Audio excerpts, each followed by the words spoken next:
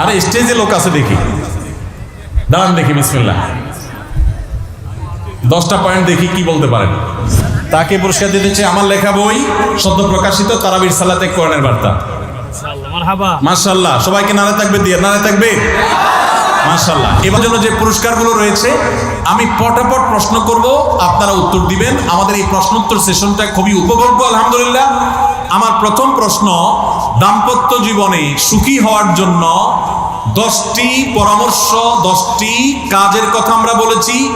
এক টানে এক নজরে বলতে পারবে যিনি হাত তুলবেন। আরে স্টেজে লোক আছে দেখি, দাঁড়ান দেখি। বিসমিল্লাহ, 10টা পয়েন্ট দেখি কি বলতে পারেন। সূরা ফুরকানের 74 নম্বর আয়াতটা বেশি বেশি পড়া, দোয়া করা বেশি বেশি করে, সুখী আপনার নেককার স্বামী নেককার স্ত্রী পাওয়ার জন্য দোয়া করা। এক, ধার্মিকতা মেনে চলা, ধার্মিকতা দেখে বিবাহ করা, জীবনসঙ্গী নির্বাচনের ক্ষেত্রে ধার্মিকতা দেখে নির্বাচন করা। শুকর আদায় করা, শুকর এবং সবর। দাম্পত্য জীবনে স্বামী স্ত্রী পরস্পরের প্রতি সবর এবং শকর, এটা মেনে চলা, সবসময় সবর করা, শকর করা। স্বীকৃতি দেয়া, একে অন্যকে স্বীকৃতি দেওয়া, মানুষে ভালো প্রশংসা করতে পারা। হ্যাঁ, স্ত্রীর কনসার্নের জায়গাগুলো ব্যাপারে অনেক সংযম আমলে নিয়ে চলা, সংযমী হওয়া, যে কোন বিষয়ে বললে তার কষ্ট হয় সেগুলো মাথায় রেখে চলা। হ্যাঁ, সময় দেওয়া, ক্ষমা করা। 5 নম্বর হলো স্বামী স্ত্রী একে অন্যকে পর্যাপ্ত সময় দেওয়া। 6 নম্বর হলো ক্ষমা করা। অন্যের গুণগানগুলো স্বামীর কাছে বা স্ত্রীর কাছে বেশি বেশি না বলা আর কি। স্বামী স্ত্রীর অন্যদের ভালো গুণগুলো বা দাম্পত্য জীবন সুখে আছে সেই গল্পগুলো শুনে প্রতারিত না হওয়া। হ্যাঁ, সেগুলো শুনে ধোকায় না পড়া, বরং এটা মনে করা যে তাদের অনেক নেগেটিভ সাইড আছে যেটা আমি হয়তো জানি না। জি, আর একটা হচ্ছে ধোকা না দেয়া আর শাসনে সবর করা। শাসন আরেকটা পয়েন্ট রয়েছে, শাসন। হ্যাঁ না, সেটা তো বলেছেন। শাসন করতে হলে একটু সময় নিয়ে শাসন করা, মানে কখনো শাসন করতে হলে রাগ উঠলে তৎক্ষণাৎ শাসন না করা, একটু সময় নেওয়া, তাহলে সেক্ষেত্রে এটা টলারেট হয়ে যাবে এবং ইনসাফের সাথে হবে, জুলুম হবে না। আরেকটা পয়েন্ট রয়েছে, ক্ষমা করা।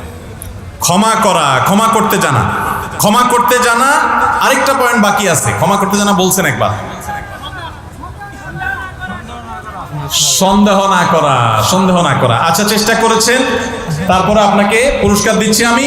এখন আরেকজনের কাছ থেকে শুনবো, যা 10টা, এই ভাই 9টা বলতে পেরেছেন, 9টা বলতে পেরেছেন। তারপরে আমি তাকে একটা পুরস্কার দিতে চাই। তাকে পুরস্কার দিতে চাই আমার লেখা বই, সদ্য প্রকাশিত তারাবির সালাতে কোরআনের বার্তা। মাশাআল্লাহ, সবাইকে নারে তাকবীর দিয়ে, নারে তাকবীর। মাশাআল্লাহ। এবার আরেকজনকে শুনতে চাই, 10টায় এক টানে বলতে পারবে। আচ্ছা, কালো টুপিওয়ালা ভাই আপনি বলেন দেখি। হ্যাঁ, আপনি, উনি না পারলে আরেকজনকে শুনবো, ওখান থেকে বলেন। হ্যাঁ,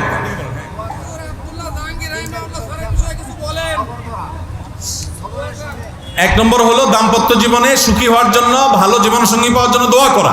1, দিনদারিতা দেখে জীবনসঙ্গী নির্বাচন করা, ধার্মিকতা দেখে। হ্যাঁ, 2, সবর এবং শকর করা।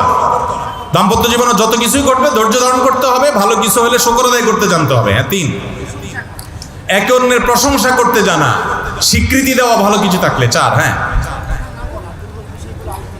হ্যাঁ, যে বিষয়গুলো বললে কষ্ট পায় সে বিষয়গুলো কখনো একে অন্যকে না বলা, আলাপ না করা। হ্যাঁ,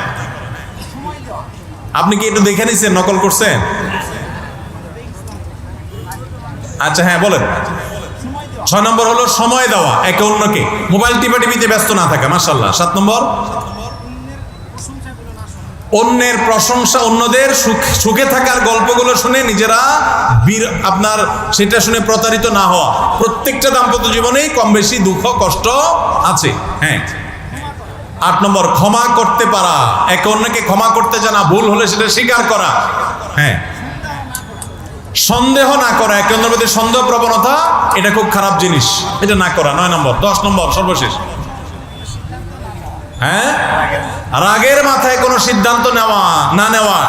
রাগ উঠছে, মাথায় গরম হয়েছে, তখন তালাক দিয়ে দিলাম, মুখ দিয়ে একটা কথা বলে দিলাম, এটা না, বরং শাসন করতে হলেও একটু অপেক্ষা করা, সময় নেওয়া, তারপরে করা, তাহলে সেক্ষেত্রে অশান্তি হবে না। মাশাআল্লাহ, উত্তর সঠিক, নারায়ে তাকবীর।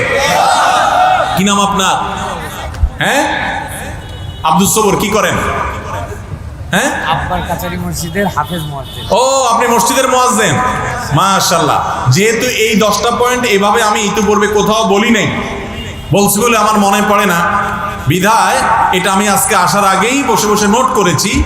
অতএব ভাই সম্পূর্ণ শুনেই মুখস্থ করেছেন, সন্দেহাতীত ভাবে এটা অ্যাপ্রিসিয়েট যোগ্য, আপনি চলে আসেন, আপনাকে আমরা পুরস্কার দেই।